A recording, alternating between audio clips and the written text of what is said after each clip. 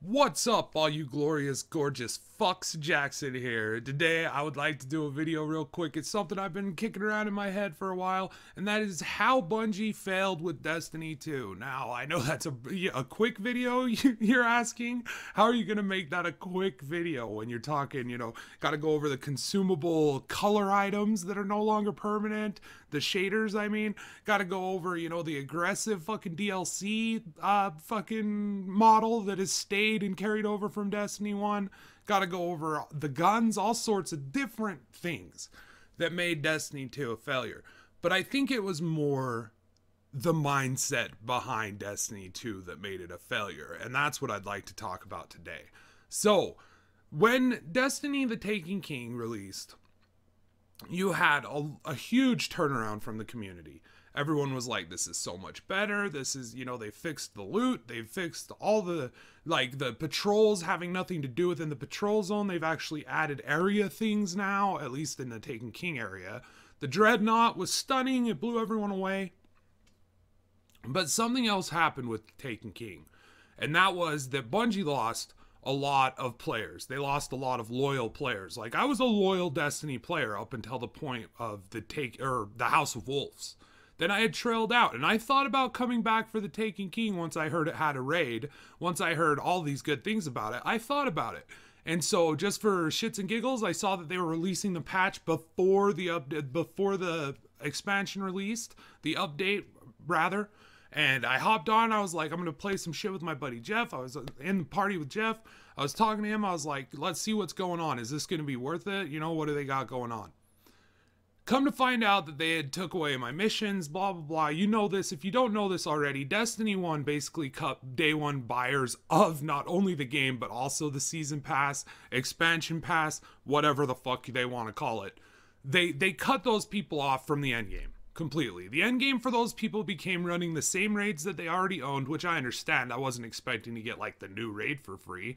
But to just tell all of those people, like, give us $40 more, or you don't get to run heroic, nightfall, fucking anything on higher difficulty than easy. Like, this is what you get at your number. And if you don't buy this higher number, you don't get to play your endgame shit anymore. So at that point, Destiny lost a lot of people like me, okay? There was not much they could have done with Destiny 2 to bring me back. But where they fucked up is that they made people like me, like B. Dobbins, like all of the people making videos criticizing Destiny and saying, look, this is what they're doing. They are not going to be delivering on free content for microtransactions. This game is an Activision cash cow. This is Candy Crush. This is King Games. Like, that's what this is. It is that model, okay? And it's not our problem that it's a grindy, repeatable grind. What our problem is that it's simple, dumbed down, and they're doing it, like, in a way where you're forced to continually feed money into this game, or you can just wait and buy the, that's my position still with Destiny 2, is at some point when all the DLC is released, I'll probably pick it up. I'd pay $60 for it.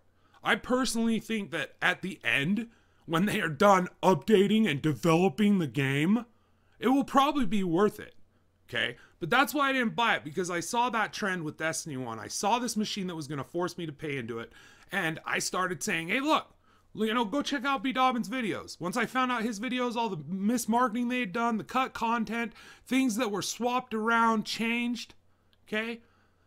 I started to say things. So they had lost to us. But the thing is that we were compelling. We had friends who played it. We were reaching people, okay? And whether they fucking were mad at us for saying it, whether they didn't want to hear it or not, everything that we said about the game proved to be true time and time again. Moving forward to Destiny 2, their philosophy at Bungie should have been two things.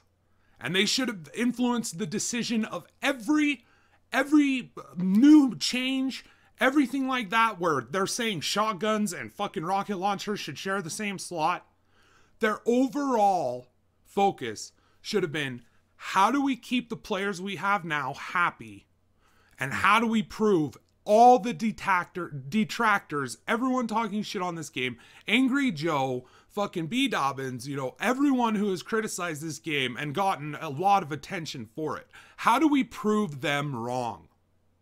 And they didn't do that at all. They proved us right. They delivered a fucking 11-hour experience on day one, right? With an expansion pass for sale.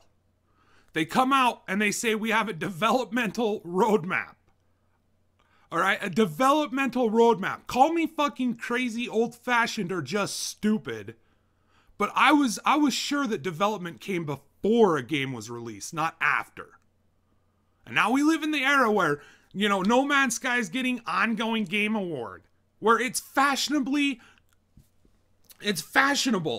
to deliver a game that's crap, that lies to the consumer, that spits in the consumer's face, right? Takes advantage of them and their belief in you, the marketing behind this piece of shit, like Sea of Thieves.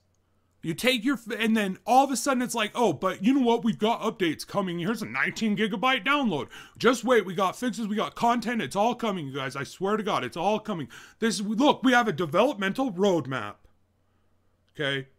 By doing all of these things, Destiny not only pissed off the people who were still there with the consumables being removed, the bullshit sandbox weapon fucking mods, that amount to fucking minuscule changes because they have to, since they're selling them in microtransaction loot boxes.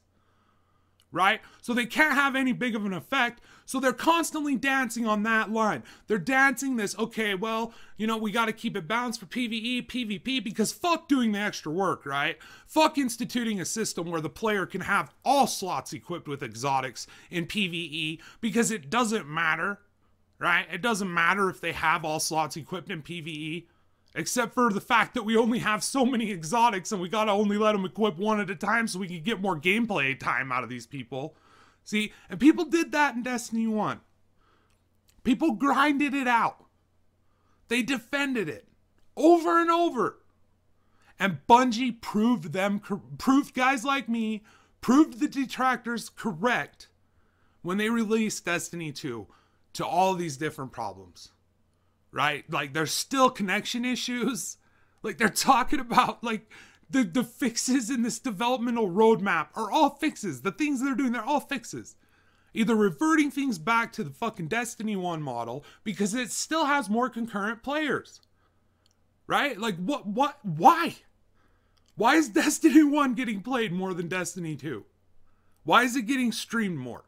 Why is it getting watched more? All right, because we'll never know if it's actually getting played more because Activision likes to hide the numbers on that, right?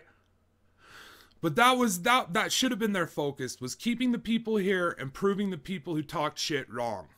But instead, they proved us right. They delivered a story that was worse than the first one, which was nothing but, you know, a fucking Frankenstein of all of the cutscenes left over from the old team. Right? And it had a better story. It had better raids. It had more interesting setting and, like, atmosphere about it. I don't know, dude. It's like Warframe, all right? I'm not going to talk shit on Warframe because it's a great free-to-play game. I will just say this about the story and the atmosphere in that game. When I jump into Warframe, I'm not immersed in that universe. I'm not caught up in the story. Because there's all of these grinds that you have to do. There's items you need in order to fucking get other items so that you can build items, so that you can get a new weapon. There's all sorts of things like that, which I understand is a positive for it, for a lot of people. And I wouldn't argue with you with that. You know, that sort of grind is great, where you know, it feels fulfilling. You get on a week later, you got a new gun.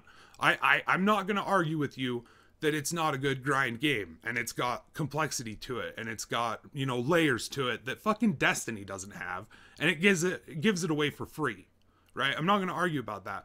I'm just saying that's a grind game, right? That's a grind game that takes you out of the atmosphere, takes you away from the story, because you're like, okay, I'm grinding now, you know? And that's the problem with Destiny 2. Right out of the gate when I played it on beta, I was like, this is reminding me exactly of Destiny 1. And therefore, I will not be buying it. Because Destiny 1 charged me $90 and then told me to fuck off. Don't do endgame activities anymore unless you give us $40 more. So like, that's the sort of game I'm not gonna buy. You know, I was curious enough about it to rent it, and I was hoping, like a huge part of me was hoping, I hope they prove me wrong. Because that's what I wanted all along. I wanted Destiny to be a better game. I wanted Bungie to fucking deliver on the fucking billions of dollars that they have earned. I wanted them to do something good with the fucking shit other than bug fixes and tweaks to fucking guns. Like, let's see what they did with all that money. I was hoping that Destiny 2 was going to shut me the fuck up. And I was going to have to do a video like, wow, they came through on this one. They fucking delivered this time. They finally listened to all the fans and all the detractors. And they said, look, like, we can step up to the challenge. Instead, we get this weak, limp-dicked fucking developmental roadmap post-release, like half a year after release. And all they're doing so far is gun tweaks, class tweaks, and like super tweaks. Just let it all charge a little faster. Fuck it. What's the worst that can happen? Oh. Anyway, I just want to do a quick video on this. Me and Chubbs, we got a great video coming for all you Bloodborne fans.